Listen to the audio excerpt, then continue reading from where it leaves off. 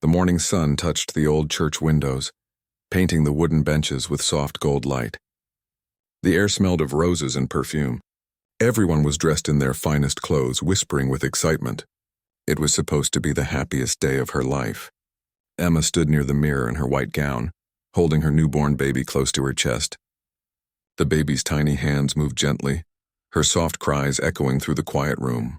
Emma kissed her forehead, whispering, "Everything will be all right, sweetheart. Today we start our forever." Emma had never imagined that life could turn so fast. Only a year ago, she was a city girl working at a small bookstore. She had met David there, a charming man who seemed to have a dream in his eyes and all the right words in his mouth. He made her laugh, made her feel seen, and promised her a life full of warmth and family. When she found out she was expecting, he held her hands and promised that nothing would ever come between them. So when he proposed, she believed in that promise with all her heart. Her friends said she was lucky. Her mother cried tears of joy. Emma felt like everything she had waited for was finally coming true. But as the day of the wedding arrived, something in her heart felt uneasy. David hadn't answered her calls since the night before. She told herself it was just nerves, that maybe he wanted to surprise her or that he was busy with preparations. She smiled through her worry, letting her bridesmaid adjust her veil while her baby cooed in her arms.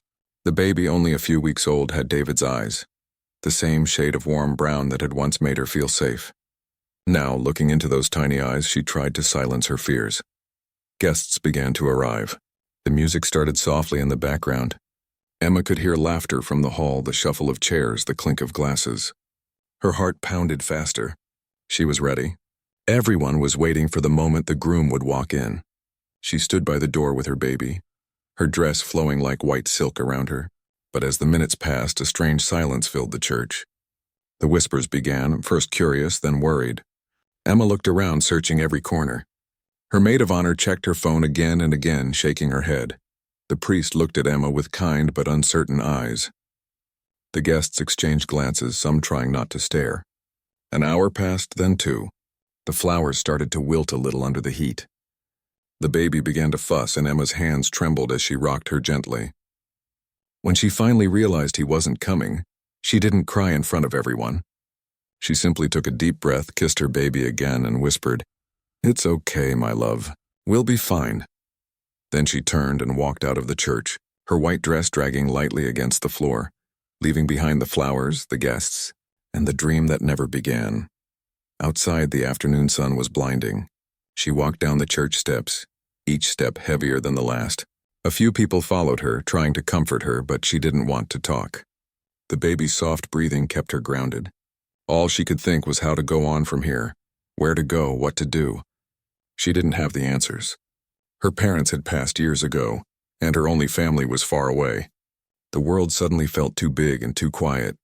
She moved into a small rented house at the edge of town. The neighbors were kind but cautious. Everyone knew what had happened. Small towns had big ears, and gossip traveled fast. People whispered about how the bride was left at the altar with a baby. Some said David had left for another woman. Others said he had gotten cold feet. No one knew the truth, and Emma didn't try to explain. She kept to herself, focusing on her baby girl, whom she named Lily. Every morning she woke early, fed Lily, and watched the sunrise through her window. Life had become simple but heavy. Every day was about survival, not dreaming. Months passed. She took up a small job helping at a local diner, leaving Lily with an older neighbor while she worked. It wasn't easy. There were nights she sat by Lily's crib, wondering if she had failed as a mother, if she was enough. But then Lily would smile in her sleep, and Emma would feel strength rise in her again. She promised herself that her daughter would never feel unwanted, never feel abandoned. She would give her the love that had been taken from them both. One afternoon, while she was serving coffee at the diner, she noticed a man sitting quietly in the corner. He wore a weathered hat and a flannel shirt. His hands were rough, his eyes deep and unreadable. He didn't talk much, just nodded politely when she refilled his cup. Over the next few weeks, he came in often, always at the same table, always ordering the same thing: black coffee and toast. Emma didn't think much of it at first. He was just another regular. But there was something calming about his silence. Unlike others, he never stared at her with pity or asked about her past. He just sat quietly listening to the sounds of the world around him. One rainy evening, the diner was nearly empty. The man, whose name she later learned was Cole, stayed longer than usual. The rain beat against the windows, and Emma was wiping down the counter when he spoke for the first time beyond a greeting. "You walk home, don't you?" he asked softly. His voice was low and gentle, like someone who had learned to measure every word. She nodded, surprised. "It's late," he said, standing up. "I'll walk you to the road." She hesitated, but something in his tone felt safe. They walked side by side under the streetlights, the rain softening into mist. He didn't ask personal questions, didn't mention the wedding or the gossip. They just walked in quiet company. When they reached the old wooden bridge near her lane, she thanked him. He nodded again, tipped his hat, and walked away without another word. After that night, things slowly began to change. Cole would sometimes help her carry boxes when her hands were full, or fix the loose fence outside her small house without being asked. He never stayed long, never said much, but his presence started to bring a quiet peace to Emma's days. Lily, now a chubby little baby with curious eyes, seemed to like him too. She would giggle whenever he was near, reaching her tiny hands toward him. Emma noticed the way Cole's usually guarded face softened when he looked at the baby. It was a small thing, but it made her heart ache in a strange, hopeful way. One evening, when the sun was setting and painting the sky in shades of orange and pink, Cole brought a small basket of fresh eggs from his ranch. "You could use these," he said simply. Emma smiled, thanking him. That night after he left, she sat by the window, watching the lights of his ranch flicker in the distance. She realized she didn't know much about him, only that he worked hard, lived alone, and kept to himself. People in town called him the silent rancher. They said he had lost someone long ago, which was why he rarely spoke. But no one really knew his story either. Still, Emma felt something familiar in his quietness, a kind of unspoken understanding between two people who had both been through loss. She didn't know what the future held, but for the first time in a long time she didn't feel completely alone. Sometimes healing doesn't arrive with big gestures or fancy words.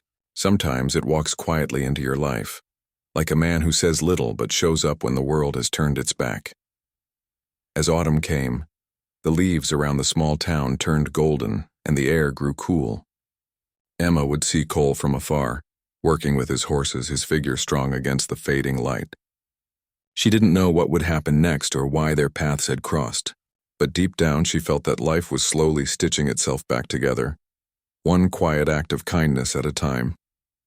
And while she still carried the pain of being left behind, she also carried something stronger, hope. The kind of hope that grows not from what is promised, but from what is proven through gentle, steady care. What Emma didn't know yet was that her story wasn't ending at that little house or the diner. It was only beginning, and the silent rancher who had walked into her world would soon change everything. Days turned into weeks, and the rhythm of Emma's life began to change quietly. She still worked at the diner, still spent her evenings caring for Lily, but now there was a different feeling in her days, a kind of calm she hadn't known for a long time. Cole, the silent rancher, had become a steady presence. He never forced conversation, never asked for more than she was willing to share, but he was there, always there, when she needed help without even asking. One cold morning, Emma woke to find her roof leaking after a heavy night of rain. She stood in the kitchen trying to catch the drops in a bowl, feeling tired and helpless. Just then she heard footsteps outside. When she opened the door, Cole was standing there with a toolbox. "Heard you had some trouble," he said simply. She didn't ask how he knew. In a small town, news traveled fast. He climbed up the ladder and worked quietly while she held it steady, Lily bundled in her arms. Watching him patch the roof with calm focus, Emma felt a strange warmth inside. For the first time in months, someone was helping her not because they had to, but because they wanted to. After he finished, he came down and wiped his hands on a cloth. "You should be fine now," he said. "Thank you," Emma replied softly. He gave a small nod and smiled just a little before walking back toward his truck. That tiny smile stayed in her mind long after he left. As days passed, Emma began to notice small details about Cole. The way he talked gently to his horses, how he fixed broken things without being asked, and how he always left a small distance between himself and others, as if protecting something deep inside. There was mystery around him, but also kindness. The townsfolk said he had once been married years ago, but his wife had fallen ill and passed away. After that, he had stopped talking much, spending most of his days alone on the ranch. Emma never asked him about it. She knew what it felt like to lose a dream and didn't want to reopen his wounds. Instead, she offered small kindnesses, a slice of pie from the diner, a warm thank you when he helped, and a smile that slowly became easier for her to give. Lily was growing fast, laughing more, crawling, and trying to speak. Whenever Cole visited, her little eyes lit up, and she'd reach for him, babbling in her baby language. At first, Cole seemed unsure what to do, but he'd hold her gently, his big hand supporting her tiny body with surprising tenderness. Emma would watch them together, the quiet man and the cheerful baby, and feel something shift in her heart. Maybe this was how new beginnings looked. Not loud or sudden, but quiet and steady, built one small moment at a time. One evening, as winter's chill settled over the town, Emma received a letter from her landlord saying the rent would be raised. It wasn't a small increase. It was more than she could afford. She sat at the kitchen table, the letter trembling in her hands. For a long while, she just stared at it, wondering how much more she could handle. She didn't want pity, but she also didn't know where to go. That night, she barely slept, listening to Lily's soft breathing beside her. She knew she couldn't let her baby girl go through uncertainty again. The next morning, while Emma was at work, Cole walked into the diner as usual. But he noticed right away that she wasn't her usual calm self. Her smile looked forced, her eyes tired. When she brought his coffee, he asked quietly, "Everything all right?" She hesitated, then nodded, but her eyes told another story. Later that evening, as she was closing the diner, she found him waiting outside. "I don't mean to pry," he said gently, "but if you're in trouble, maybe I can help." Something about his steady gaze made her want to tell the truth. She handed him the letter. He read it silently, his expression unreadable. When he looked up, his voice was calm. "You can move to my ranch," he said. Emma blinked in surprise. "Cole, I can't," she began, but he interrupted softly. "There's a small house on the property. It's empty but safe. You and the baby can stay there. You don't owe me anything, just think about it." Emma didn't answer right away. She was afraid to depend on someone again, afraid to hope. But that night, when she looked at her sleeping baby and thought of the cold months ahead, she knew what she had to do. The next morning, she went to Cole's ranch. The small house he spoke of was old but cozy, surrounded by fields and tall trees that danced in the wind. Cole helped her move in, fixing the fireplace, bringing over extra blankets, and making sure the place was warm. Emma watched him work, feeling both grateful and unsure how to express it. "Thank you," she said quietly as he left that evening. "You don't have to thank me," he replied. "Everyone needs a place to start again."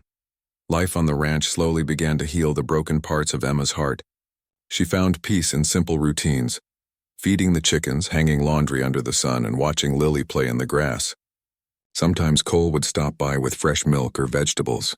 They'd talk a little, mostly about the weather or the animals, but those short talks felt like the highlight of her day. Over time, their bond deepened without either of them planning it. One day, Emma baked him an apple pie as thanks for everything he'd done. When she handed it to him, he looked almost shy. "No one's baked for me in a long time," he said quietly. Emma smiled. "Then I'll have to make it a habit." That was the first time she heard him laugh, a low, warm sound that filled the small room like sunlight. Months passed, and the snow melted into spring. The ranch came alive again, with wildflowers blooming and the fields turning green. Lily had learned to walk by now, wobbling around with joy, chasing butterflies and calling out Cole. Every time she saw him, the first time she said his name, Emma saw something change in his eyes, a softness that spoke louder than any words. One afternoon, Emma was hanging clothes when Cole came by with a small wooden rocking chair. "For you and Lily," he said. "Made it myself." Emma ran her hand over the smooth wood, touched by the gesture. "It's beautiful," she whispered. He just nodded, but the smile that crossed his face was one of quiet pride. The people in town began to notice how close they'd become. Some whispered again, but Emma didn't care. She had learned that people would always talk, but happiness was something you built quietly, not something you owed anyone else. One warm evening, as the sun dipped behind the hills, Cole and Emma sat on the porch watching Lily chase fireflies. The air smelled of fresh grass and distant rain. After a long silence, Cole finally spoke. "You know, when I lost my wife, I thought my life was over," he said softly. "I stopped talking to people. I stopped hoping. But then you and that little one came along, and suddenly, the house didn't feel so empty anymore." Emma looked at him, her eyes glistening. "You gave us a home when we had nowhere to go," she said. "You gave me peace." Cole shook his head. "You gave me a reason to live again." That night, as the stars covered the sky, Emma stood by Lily's crib and watched her sleep. She thought of how far they had come, from that painful day at the altar to this quiet, beautiful life. Sometimes she still wondered what happened to David, the man who had once promised her forever. But those thoughts no longer hurt. She had learned that love isn't always about promises. Sometimes it's about presence. Cole never asked her for anything. He just stayed day after day, proving through small acts that he cared. And one morning, as they stood together feeding the horses, Emma realized that her heart no longer felt afraid. The silence between them wasn't empty anymore. It was full of understanding, of healing, of love. Years later, when people spoke of the silent rancher, they no longer called him lonely. They said he had a family now, a woman with kind eyes and a little girl who called him Pa. And every evening, if you drove past the ranch, you could see them sitting together on the porch, the sound of laughter drifting through the golden light of sunset. Because sometimes, life doesn't give you the ending you expected, it gives you the one you needed. And for Emma, being left at the altar wasn't the end of her story. It was the beginning of the life she was always meant to find. One filled with quiet love, steady hands, and a heart that finally found its home.